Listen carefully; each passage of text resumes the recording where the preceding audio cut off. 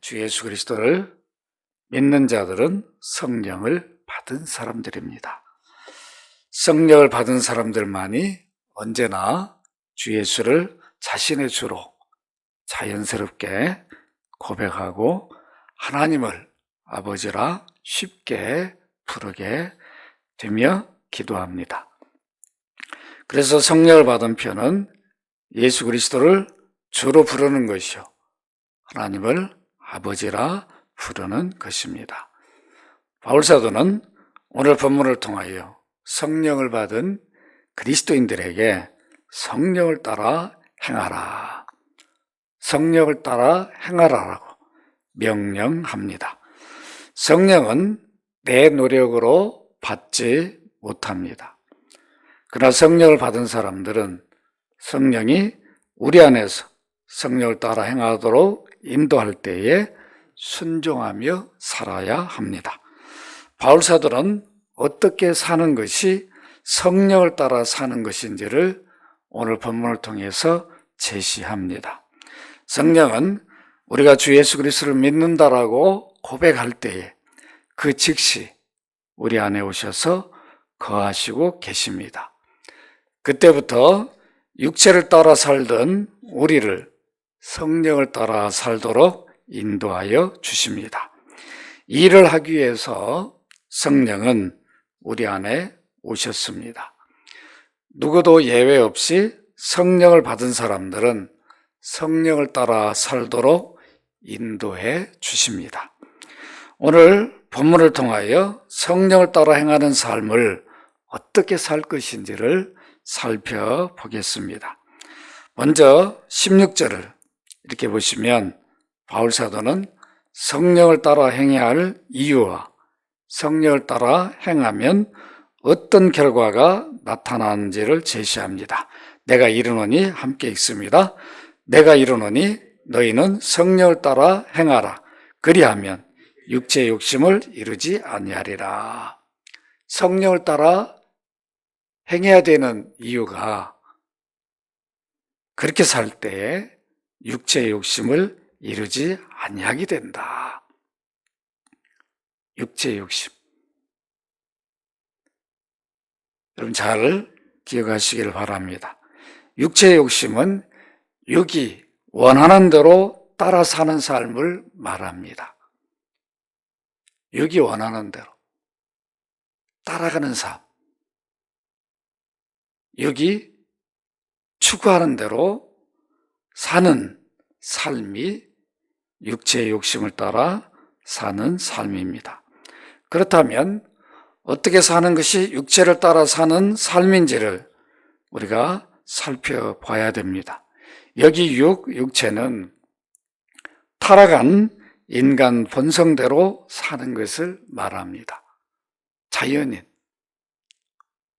그리스도 밖에 있는 사람, 그들의 삶이 바로 육을 따라 사는 삶입니다. 그리스도를 믿지 않아 성령을 받지 않는 사람들의 삶은 다른 삶이 아니에요. 육체를 따라 육이 원하는 대로 삽니다. 그게 서양 사람들의 삶의 모습입니다. 그런데 그런 삶을 성령을 받은 사람들이 살아서는 되겠는가? 안 된다는 것을 바울사도는 과연 육체의 일이 무엇인가? 그것을 따라가면 안 되는 이유가 무엇 때문인가? 그것을 제시해 줍니다. 바울사도는 육체의 욕심을 따라 사는 삶을 가리켜서 19절에서 육체의 일들이라, 육체를 따르는 일이라 이렇게 부릅니다. 그리스도를 믿어 성령을 받았음에도 우리 안에서 성령을 따라 살지 못하게 하는 육체의 일들이 있다는 겁니다. 그 육체의 일들, 그것이 무엇인가? 19절에서 22절, 21절까지 잘 제시해 줍니다. 그리고 22절에서 23절에 성령을 따라 행해야 하는 성령의 열매를 제시합니다. 무엇이 성령을 받은 우리로 하여금 성령으로 살지 못하게 또 성령을 따라 행하지 못하게 하는지를 바울 사도는 잘 제시해 줍니다. 바울 사도가 제시하는 육체의 일들을 보시면 너무도 분명하다는 겁니다. 하나하나를 돌아보면 이것들이 성령을 따라 살지 못하게 하는 것들이구나 확인할 수 있다는 것입니다. 바울이 제시하는 것들을 시간에 살펴보면서 우리로 하여금 성령으로 살지 못하게 하고 육으로 살게 하는 것들이 우리 안에 어떤 것들이 있는지를 확인해 보도록 하겠습니다. 여러분 19절을 함께 읽도록 합니다. 시작.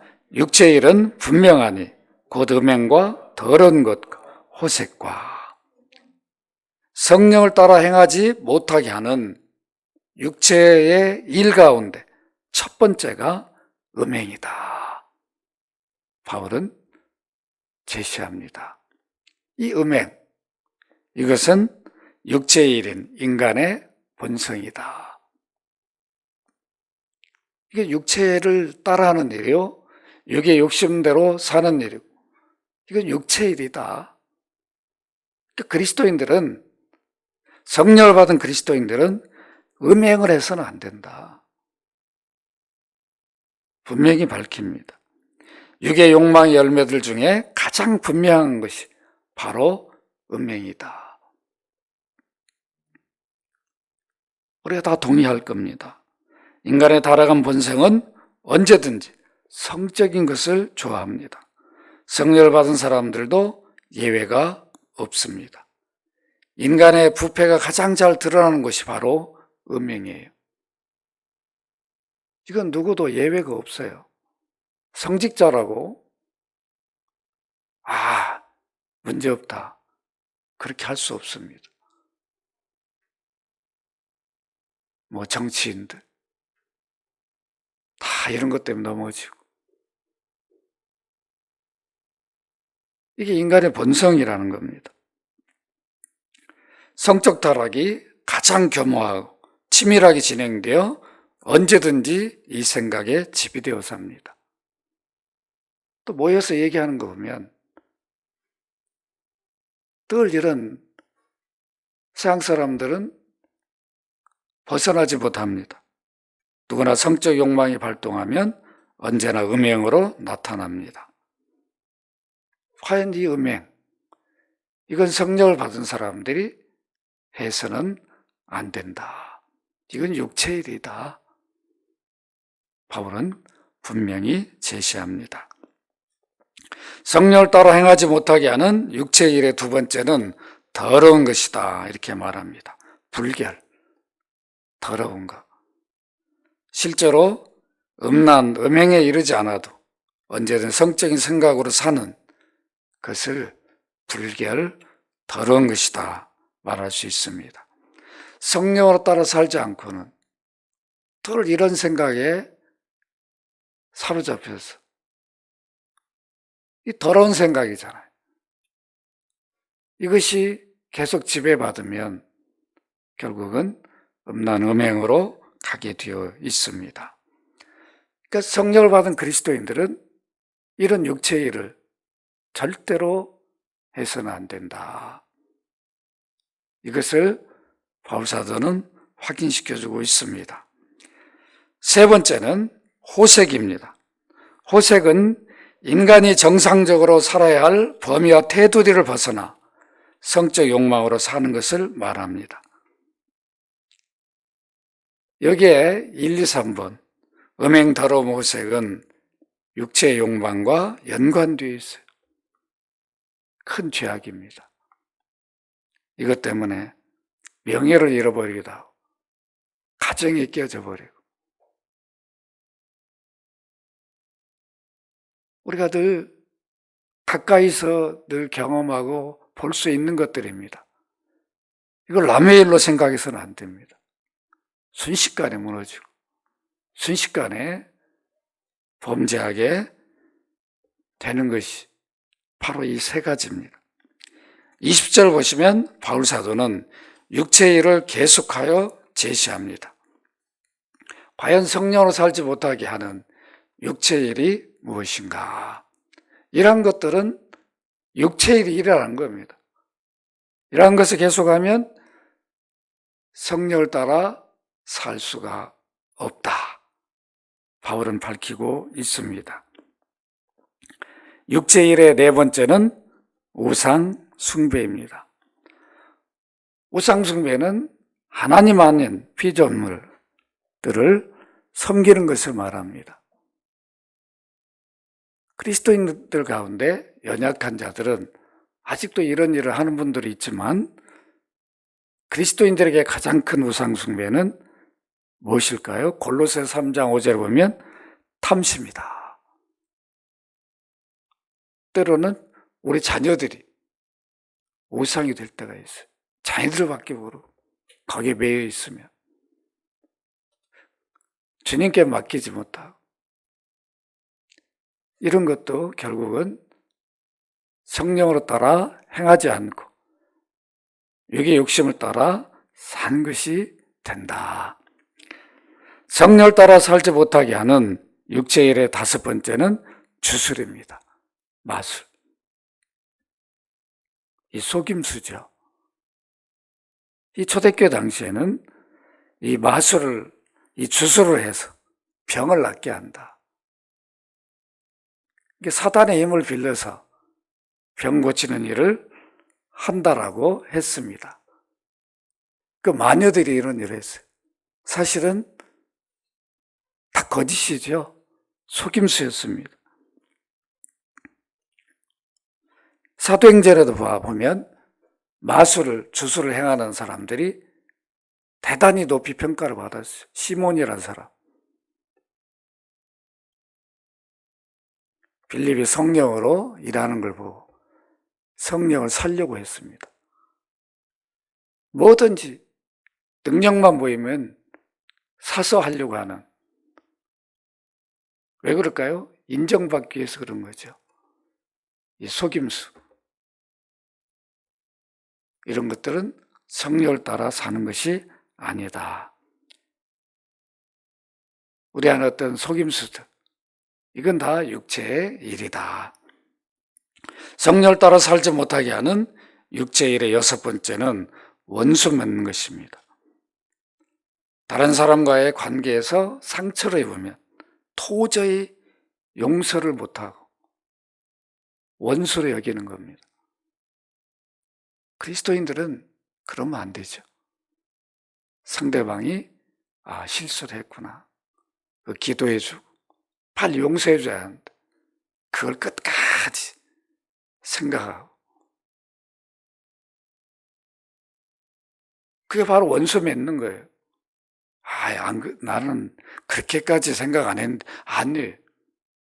그걸 용서를 못하면 그 자체가 원수를 맺는 것이 됩니다. 쉽게 잊어버려야 되죠. 과거에 여러 실수한 것도 우리는 용서를 해줘야 돼. 주님이 내게 용서해 준 것처럼 용서를 해줘야 우리 안에 미움이 사라지는 거죠. 아이고, 또 저걸 또 하네. 자꾸 내 안에서 원수처럼 여겨지는, 이건 다 육을 따라 하는 일이다. 성령을 받은 사람은 절대로 원수 맺는 일을 해서는 안 된다. 성령을 따라 살지 못하게 하는 육체의 일의 일곱 번째는 분쟁입니다. 다툼. 주로 말로 싸우는 것을 말합니다. 말로 싸우는 일은 자기의 주장만이 가장 바르고 정당하다라고 여기기 때문에 다른 사람의 의견과 주장을 인정하지 않는 태도예요. 이건 누구나 쉽게 경험합니다. 내 말 들으라니. 어릴 땐 고집하고. 그래서 결국은 다툼이 일어납니다. 처음에는 이런 다툼이 일어날 수 있어요. 그때 어떻게 됩니까? 이건 육체의 일이구나. 멈춰야 되죠. 기도해야 됩니다. 주님, 제가 갑자기 내 안에서 육체의 일이 일어났습니다. 여기 사라지게 해달라. 내 성령을 받은 사람인데 이 다툼을 계속하지 않게 하옵소서. 이런 분쟁, 이런 것은 성령을 받은 그리스도인들이 해야 할 일이 아니라라고 바울은 제시합니다. 성령을 따라 행하지 못하게 하는 육체의 일의 여덟 번째는 시기입니다. 시기. 다른 사람이 자기보다 낫다고 또 좋은 대접을 받을 때 나타내는 마음이죠. 나보다 좀 낮게 여겨지면은 오히려 기뻐하고 즐거워하는 게 아니라 시기한다. 별로 좋아하지 않아요. 특히 경쟁 상태에 있을 때 강한 질투와 시기심이 드러납니다. 그리스도인들도 쉽게 경험하는 일들이에요. 이 교회 안에도 늘 시기 질투 때문에 어려움들이 많이 일어납니다. 이것은 육체의 일이다. 결코 성령을 받은 그리스도인들이 해야 할 일이 아니라라고 바울은 제시합니다. 성령을 따라 행하지 못하게 하는 육체의 일의 아홉 번째는 분냄입니다. 분냄. 분냄도 육체의 일이다. 분냄은 화냄보다 더 격렬한 감정의 발동을 말합니다. 분을 품으면 이미 화냄 그 이상이 되죠. 이성의 통제를 벗어난 걸 말합니다. 이미 분을 품어버리면 통제가 안 되고 완전히 옛사람의 모습이 드러나 버리는 거죠. 여기까지 가면 안 된다는 거예요. 화가 나고 분이 날 때, 아, 이건 육체의 일이구나. 이 성령이 기뻐하시는 일이 아니고 바로 그때 기도해야 되는 거죠. 주님, 나는 성령을 모셨는 이런 육체의 일이 나를 지배하지 않게 하시고 이것을 따라하지 않도록 이 시간에 성령님 내 마음을 주장해 주옵소서. 이렇게 기도하면 그 순간에 분냄이나 화냄이 사라집니다. 그리고 회개하게 되고 용서하게 되죠. 그리스도인이라고 이런 게 없는 게 아니에요.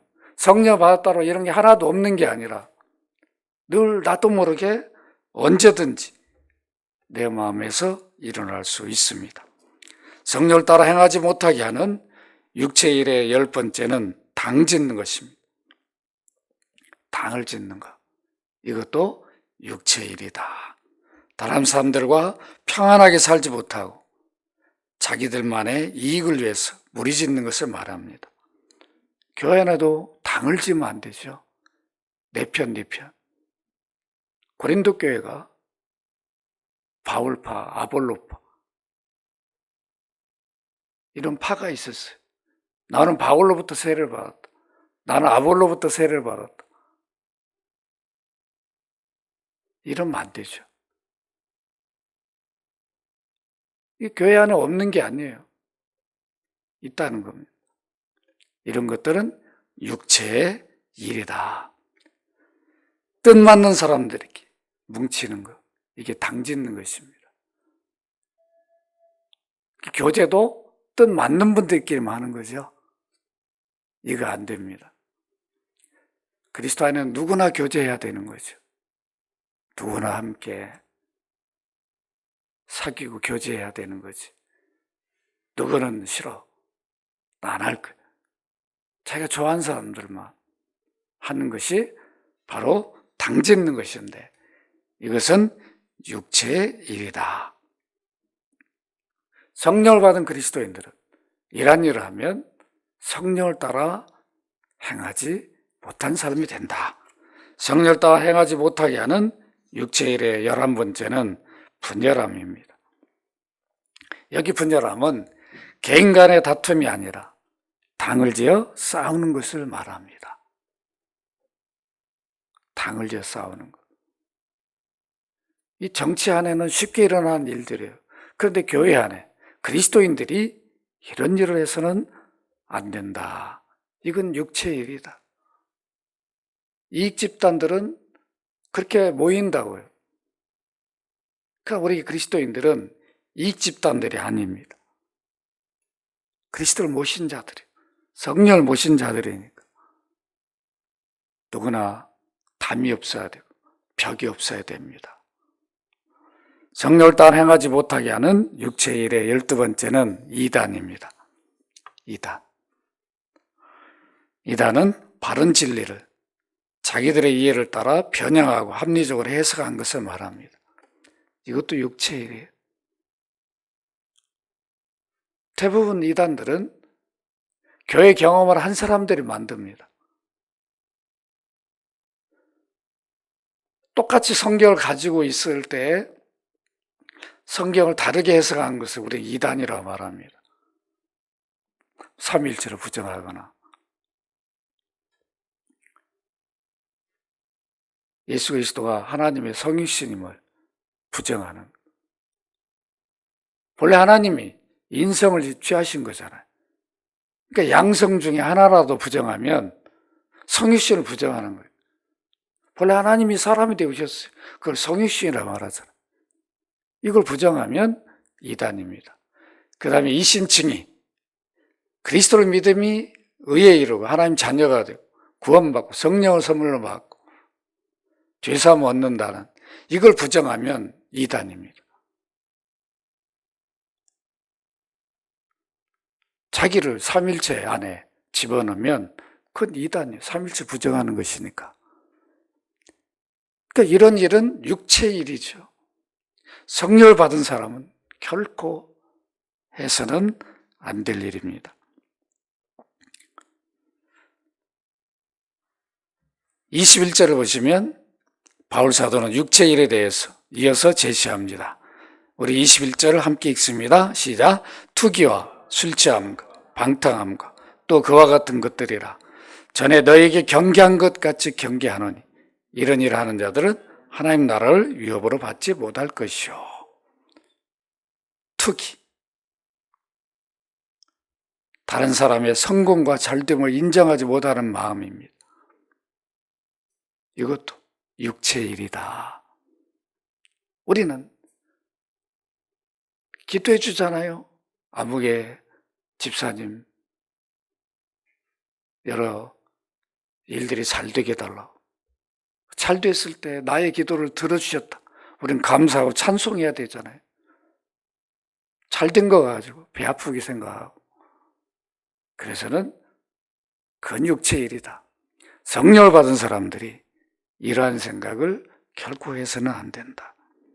오히려 성도들이 잘 되도록 우린 늘 복을 빌어줘야 되죠. 늘 복을 빌어줘야 돼. 그러니까 자녀들도 여러분들도 복을 빌어줘야 돼. 부모에게는 그런 특권이 주어졌다고요. 늘 우리 홍경이에게 복을 주세요. 늘 엄마 아빠는 기도해 줘야 돼. 늘 주의 은혜로 복을 달라. 얼마나 소중한 기도입니까? 이런 일은 성령이 기뻐하시는 일인데 투기하는 일은 하나님이 싫어하는 일입니다. 성령을 따라 행하지 못하게 하는 육체의 일의 14번째는 술 취함입니다. 술에 취하면 이성을 잃게 됩니다. 판단력을 잃어버려요. 통제를 못하니까 바른 판단을 행하지를 못합니다. 자제를 잃게 되어버립니다. 이건 육체의 일이에요. 사람들이 술을 먹는 이유가 거기 있어요. 또 우리 그리스도인들은 이런 일을 해서는 안 된다. 마지막으로 성령을 따라 행하지 못하게 하는 육체의 일은 15번째로 방탕함입니다. 방탕함. 완전히 이성을 상실하여 부끄러움을 모르는 삶을 사는 것. 누가 지적을 해도 이미 선을 넘어버려요. 전혀 상관없이 자기 마음대로 사는 이런 삶. 이건 육체의 일이다. 바울사도는 19절 21절에서 제시한 육체의 일들을 행하는 사람들은 하나님 나라를 상속받지 못한다. 이게 무슨 뜻입니까? 이러한 육체의 일을 하는 사람들은 하나님 나라 거리가 멀다는 거예요.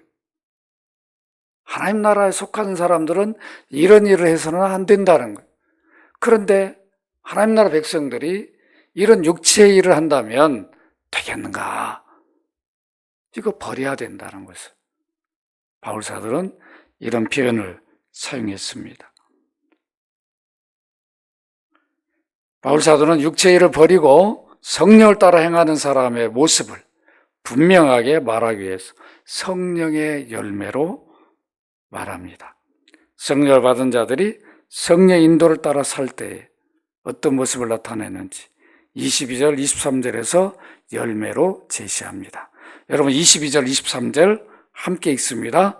시작. 오직 성령의 열매는 사랑과 희락과 화평과 오래 참음과 자비와 양성과 충성과 온유와 절제니 이 같은 것을 금지할 법이 없느니라. 성령을 받은 그리스도인들은 성령의 열매가 이것으로 내가 성령을 받은 자다, 그리스도인이라는 것을 나타내 줘야 된다는 겁니다. 성령을 받은 자들이 나타내는 성품, 이것이 성령의 열매예요. 자연인하는 이런 성품이 결코 주어지지 않아요. 있어도 잠깐 보이는 것뿐이지 그 성품적으로 나타나지 않아요. 상대방을 얻기 위해서 잠깐 드러낼 수는 있어요. 인간의 본성적으로는 이러한 성품을 가질 수 없고 성령의 열매를 나타낼 수 없습니다. 성령을 받은 자만 성령이 우리 안에 이런 거룩한 성품을 갖도록 형성시켜줘요. 성령의 역사 없이는 자연일은 이러한 열매를 결코 나타내지 못하고 형성할 수도 없습니다. 그리스도 밖에 있는 자연인은 선을 바랄 수도 없고 행할 수도 없습니다. 그들은 악을 좋아해요. 악을 즐깁니다.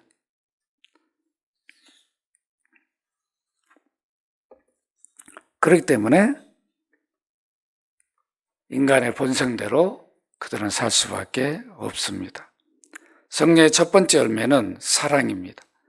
인간의 본성은 남을 사랑하기보다 미워하는 걸 좋아해요. 대부분 미워합니다. 사랑하지 않아요. 특별한 자기 친구들도 가까이 있는 친구는 좋아하지만 다 미워해요. 얘기 들으면 그놈 자식 뭐 하면서 다 미워하고 좋게 말하지 않습니다. 이게 인간의 본성이에요. 사랑은 자기를 희생하는 것이므로 본능적으로 사랑하기를 좋아하지 않습니다. 사랑하려면 자기를 희생해야 되잖아요. 그러니까 누가 이걸 하겠어요? 손해를 보는데. 그러니까 하지 않습니다. 성령을 모신 그리스도인들은 첫 열매가 남을 사랑하는 것으로 나타납니다. 그 예수 믿으면 사랑하게 되어 있어요. 성령이 이 일을 하게 합니다. 왜 그러냐면 하나님 사랑을 받았잖아요. 그리스도 십자가 사랑을 알잖아요. 그래서 늘 사랑하려는 마음이 생겨요. 달라져요. 그래서 전보다 다르니까 상대방도 느껴요. 야, 너 참 이상하게 바뀌었다. 바뀌어집니다. 성령이 우리 안에서 역사할 때 사랑하게 됩니다. 그 원수 맺는 일을 할 수 없죠. 시기 질투를 할 수 없는 거예요. 근데 성령이 우리를 지배할 때는 그런 것이 없어지지만 육이 지배하면 사랑하기보다는 우리 안에 시기 질투가, 적개심, 원수 맺는 거, 미워하는 거, 이런 것들이 우리를 지배해버리면 성령을 따라 살지 못하게 됩니다. 성령을 받은 그리스도인들이 나타내는 두 번째 열매는 희락이요, 기뻐하는 겁니다. 그리스도의 생명이 믿는 자들의 마음 안에 있으므로 구원의 기쁨이 솟아납니다. 나는 구원받은 자다. 하나님 백성이 되었다. 죄사함을 받아. 영생을 얻었다. 이 생각 한 번 한 번 하면 그때마다 내 안에 기쁨이 샘솟아요. 하나님 나의 아버지시다. 오늘도 하나님이 나와 그 능력으로 함께 하시는구나. 예수 그리스도가 나의 구주이시다. 이런 걸 생각할 때마다 우리 안에 희락이 있어요. 이건 성령이 주시는 기쁨입니다.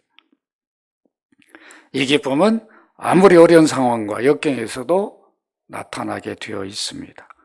성령을 받은 그리스도인들이 나타내는 세 번째 열매는 화평입니다. 평화. 왜 우리 안에 평화가 이루어지는가? 하나님과의 화해가 이루어졌잖아요.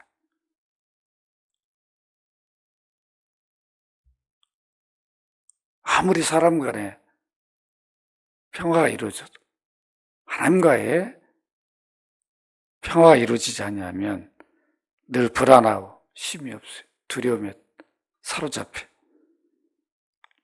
우리는 예수를 믿음으로 하나님을 아버지라 부르는 은혜를 입었어요. 하나님 아버지. 달라요. 어느 자식이 부모를 부를 때 부담을 갖고 안 부른다. 아버지. 이것처럼 평화가 어디 있습니까?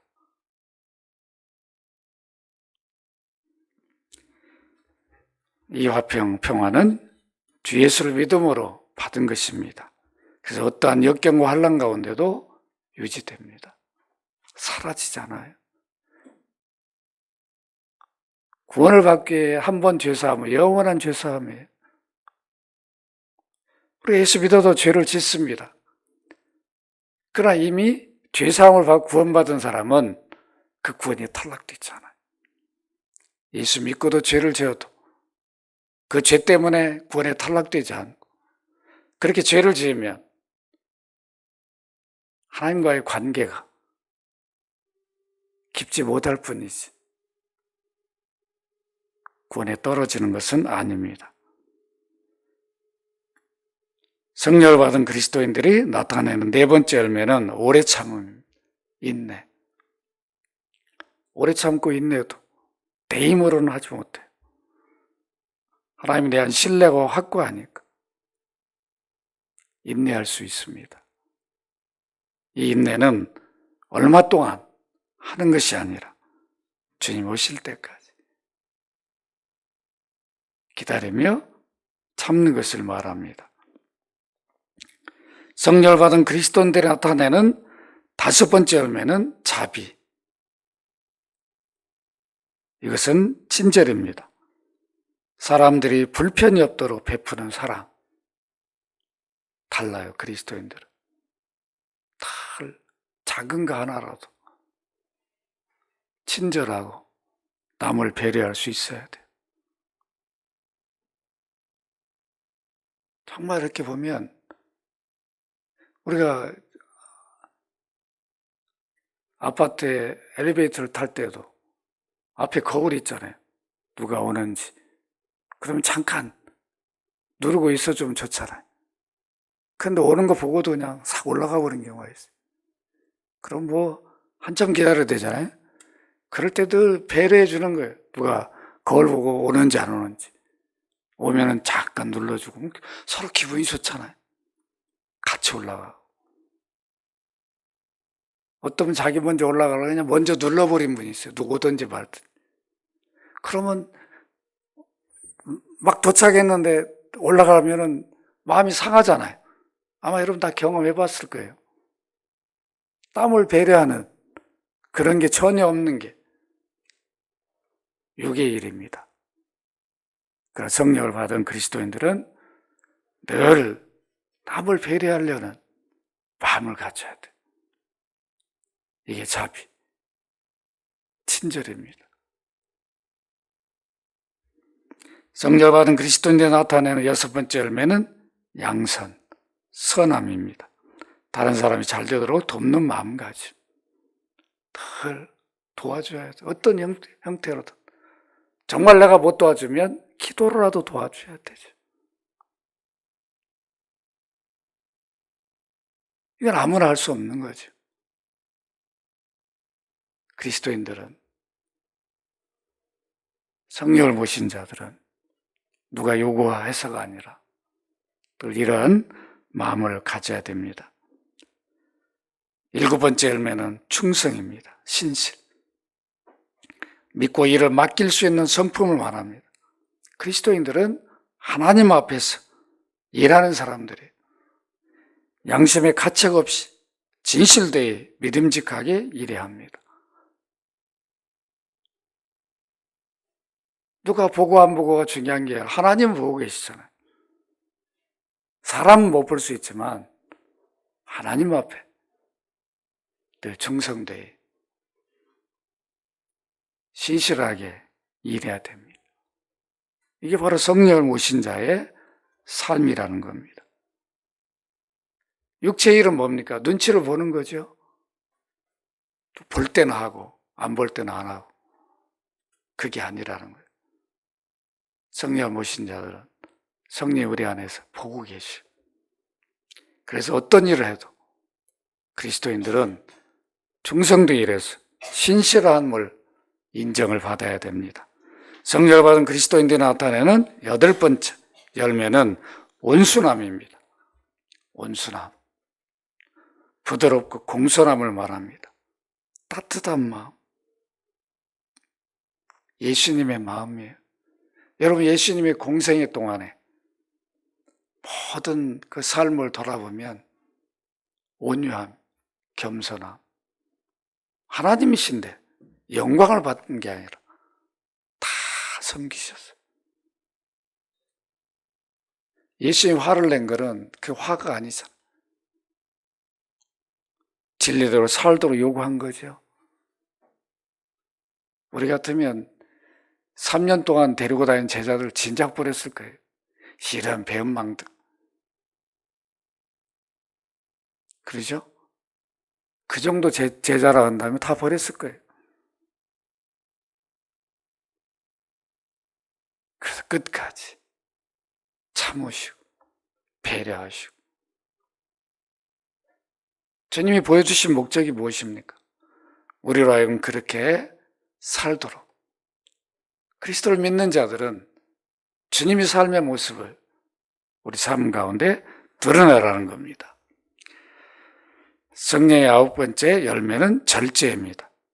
자기 욕망을 통제하여 도를 넘지 않는 것을 말합니다. 늘 절제할 수 있어야 돼.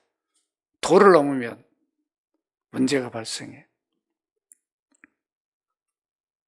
도를 넘으려고 할 때 우린 기도해야 됩니다. 주님, 이 선을 넘지 않게 해달라. 도와주시고 기도해야 됩니다. 바울 사도는 성령의 열매를 제시하면서 성령을 따라 사는 자들을 억제할 법이 세상에 존재하지 않는다. 이렇게 말합니다. 누가 어떤 법으로 성령의 열매를 드러내는 것을 막을 수 있겠냐는 거예요. 사랑, 기쁨, 평화, 오래 참음, 선함과 친절, 온순함, 절제 누가 하지 못하도록 이렇게 하는 삶이 얼마나 좋은 삶입니까? 법으로 이렇게 살라고 해도 자연인은 살지를 못해요. 성령의 능력에 힘입지 않고 성령의 도움을 받지 않고는 이런 삶은 불가능합니다. 바울사도는 무엇이 육체의 일이며 성령을 따라 사는 삶인지를 제시하여 주었습니다. 성령을 모셨다고 누구나 성령을 따라 사는 것이 아닙니다. 성령 모심 우리 안에도 두 마음이 항상 존재해요. 육체의 일이 타도 모르게 늘 내 안에서 일어나요. 육의 욕심대로 살도록 일어납니다. 성령을 받았다고 육체가 일이 사라진 게 아니에요. 성령이 나를 지배할 때 그것이 사라진 것처럼 보이는 거죠. 성령의 지배대에 사니까. 그러나 잠시 성령의 인도함을 따라 살지 아니하면 육으로 살아요. 우리는 둘 중에 하나대로 살게 되어 있습니다. 성령을 따라 살 때 성령의 열매대로 살게 되어 있어요. 육체 일을 하지 않게 되어 있습니다. 그래서 여러분들이 돌아봐야 됩니다. 내가 과연 내가 지금 하는 일들이 육체의 일인지 성령의 열매를 맺는 일인지를 돌아보셔야 됩니다. 우리 안에 있는 육체의 욕망을 이기는 길은 인간의 본성으로 못한다. 바울사도는 분명히 밝혔어요. 바울 자신도 직접 경험했어요. 로마 7장 22절 23절에 밝힙니다. 내 속사람 하나님 법을 늘 즐거워하고 있는, 언제 나도 모르게 내 지체 속에 한 다른 법이 내 마음의 법과 싸워서 내 지체 속에 있는 죄의 법으로 나를 사로잡는 것을 보고 있다. 나도 모르게 육체의 일이 나를 지배해서 하고 있는 것을 볼 때가 있다는 거예요. 사도도 그렇다고 하면 우리는 어느 정도겠습니까?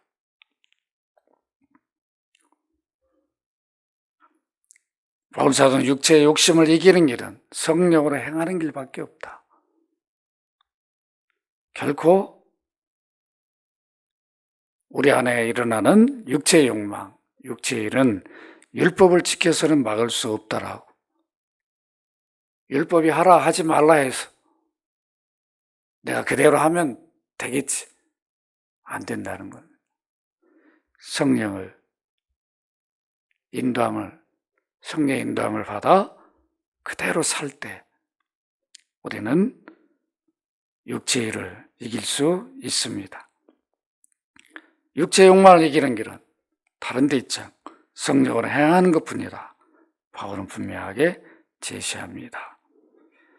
육체에 강한 욕구를 끊을 수 있는 것은 사람의 힘으로 할 수 없고 우리 안에 거하는 성령이 역사하실 때만 할 수 있다. 그래서 우리는 성령을 의존하고 성령을 행하며 사는 삶을 살아야 됩니다. 우리 안에서 늘 육체의 욕망, 육체의 일들이 일어날 때 그대로 두면 안 되죠. 그때 성령 의지하고 내어 맡기고 육체의 욕망의 요구를 그때 벗어날 수 있게 됩니다. 육체의 욕망이 강하게 일어날 때 어떻게 해야 됩니까? 성령께 내어 맡기는 기도를 해야 되죠. 이 육체의 일을 벗어나게, 이기게 해달라고 이렇게 기도하고 내어 맡기면 육체의 욕망이 사라져요. 소산됩니다. 그러나 기도하고 내버려 두면 나도 모르게 육체의 일을 하고 있어요. 우리 안에 시기질투가 일어날 때, 이건 육체의 일이지. 성령님, 내 안에 이러한 육체의 일이 일어나지 않도록 이 시간에 막아주옵소서. 오히려 사랑하고 친절을 베풀 수 있게 하옵소서. 이럴 때 나도 모르게 육체의 일이 사라지게 됩니다. 바울사도는 17절에서 성령을 받은 사람들이 성령을 따라 반드시 행한 이유를 제시합니다. 여러분 17절을 함께 읽습니다. 육체의 소욕은 성령을 거스리고 성령은 육체를 거스리나 이 둘이 서로 대적하므로 너희 원하는 것을 하지 못하게 하려 함이라. 육체의 본래 욕망은 이 바울이 제시한 대로 음란, 호색, 간음, 미워함, 더러움입니다. 성령이 원하시는 것은 거룩의, 선함, 깨끗함, 사랑. 이건 서로 대립관계예요. 이 둘은 결코 서로 좋아하거나 타협을 하거나 양보해서는 안 돼. 그러니까 세상 사람들에게 아무 우리가 법적으로 이렇게 하라고 요구해도 안 돼요. 성령을 모신 자들은 성령이 성령의 열매를 맺도록 우리 안에서 우리를 인도하시고 도울 때 우리는 이 두 마음이 충돌하더라도 성령으로 행하게 해달라고 기도하고 따를 때 육체 일들이 사라지게 됩니다. 타락한 인간 본성은 육체의 욕망을 충족한 삶을 살게 합니다. 그러나 성령을 모신 그리스도인들은 그의 육의 욕망을 따라 살 수 없습니다. 성령이 우리 안에서 역사하여 그 욕망을 이루지 못하게 하기 때문입니다. 그리스도인들이 육의 욕망을 따르면 범죄하게 되고 그때부터 성령을 근심하게 합니다. 그래서 바울 사도는 에베소 교회에 편지하면서 에베소 4장 30절에 하나님의 성령을 근심하게 하지 말라. 그 안에서 너희가 구원의 날까지 인치심을 받았느니라. 성령을 따라 행하지 않고 범죄하면 성령의 역사가 중단됩니다. 왜 중단되는가? 한 번 오신 성령은 내가 범죄했다라고 떠나지를 못해요. 떠나지 못하고 범죄하는 걸 계속 지켜보고 있으니까 근심하게 되죠. 근심하게 되니까 늘 양심에 호소하십니다. 성령이 하지 마라. 최 목사야, 그거 더 이상 하지 마라. 그건 육체의 일이다. 그런데도 순종하지 않고 계속 육체의 일을 따르면 성령이 떠났을 수가 없잖아요. 그러니까 침묵하셔버려요. 그대로 둡니다. 역사를 안 하시죠. 처음에는 계속 양심의 깨달음을 줘요. 때로는 말씀을 통해서 또 기도하게 하고, 그런데 그것도 다 무시해버리면 성령은 그대로 두셔요. 그러면 이제 마치 성령을 안 받은 사람처럼 살게 됩니다. 여기까지 가면 영적으로 병들게 됩니다. 이런 사람은 어떻게 됩니까? 철저히 회개해야 되죠. 내가 성령을 근심시켰던 허물과 죄를 그리스도 피로 씻어달라. 다시금 성령을 따라 살게 해주세요. 간절히 회개하면 다시 우리 안에 성령이 역사합니다. 성령을 따라 행해야 하는 이유를 18절에서 바울 사도는 제시합니다. 함께 읽습니다. 너희가 만일 성령 인도하신 바가 되면 율법 아래 있지 아니하리라. 성령 인도하심을 따라 살면 율법 아래 있지 아니한다. 율법의 규제가 소용없게 된다는 거예요. 율법을 지킨다고 해서 성령을 따라 사는 것이 아니라는 거예요. 율법을 지키는 것, 성령을 따라 살 때 자연스럽게 지키게 된다는 겁니다. 율법을 지키려고 힘쓰지 않아도 뒤집지 않으므로 율법의 요구와 삼가롭게 돼요. 이것을 알라는 겁니다. 말씀을 맺습니다. 오늘 본문을 통해서 성령을 따라 행하지 못하게 하는 육체의 일이 무엇인지 살펴보았습니다. 성령을 받은 우리들로 하여금 성령 인도를 따라 행하지 못하게 하는 원인이 무엇인지를 알았습니다. 성령 우리 안에서 성령의 열매를 맺는 삶을 행하도록 역사하시고 인도하십니다. 그런데 육체의 일들이 습관적으로 우리 안에서 나타나 그리스도인들로 하여금 성령을 따라 행하지 못하게 합니다. 그렇다면 성령을 따라 행하지 못하게 하는 육체의 일들이 우리 안에 일어날 때 어떻게 해야 합니까? 나도 모르게 일어날 때가 있어요. 그때 믿음 고백을 해야 됩니다. 주 예수님, 내가 주를 믿습니다. 반복적으로 믿음 고백을 해야 돼요. 그리고 성령님 내 안에서 능력으로 역사하셔서 성령을 따라 성령의 열매를 맺는 삶이 되게 해주십시오. 간절히 성령의 도움을 구해야 됩니다. 이때 우리 안에서 성령의 역사함으로 육체의 일들이 사라지게 됩니다. 여러분들 꼭 이대로 실천하셔서 내 안에 성령이 어떻게 역사하는가를 경험해 보시기를 바랍니다. 만일 성령을 받은 사람들이 육체의 일을 계속 따라 반복하게 된다면 어떻게 되는가? 성령을 근심시키는 일이 됩니다. 일은 계속하면 안 돼요. 영적 침체가 옵니다. 마치 성령을 받지 않는 상태가 되어버리고 기도가 잘 안 되고 예배 생활이 잘 안 돼요. 그리스도인으로 능력을 상실해버립니다. 우리는 이 상태까지 가서는 안 됩니다. 회개하고 기도로 회복해서 다시금 성령이 우리 안에 역사하는 그 삶을 살아야 됩니다. 우리는 성령을 따라 살지 아니하면 육체를 따라 살게 되어 있습니다. 우리 안에서 육체의 일들, 육체가 좋아하는 일들이 일어날 때 즉시 성령의 인도를 따라 살게 해주시기를 기도해야 됩니다. 성령은 진리의 영이시오. 늘 진리로 살도록 도우시고 인도하십니다. 성령은 거룩한 영이십니다. 육체의 일들인 죄를 버리고 거룩하게 살도록 우리를 도와주십니다. 내 안의 성령은 성령의 열매로 살도록 항상 도우시고 인도하십니다.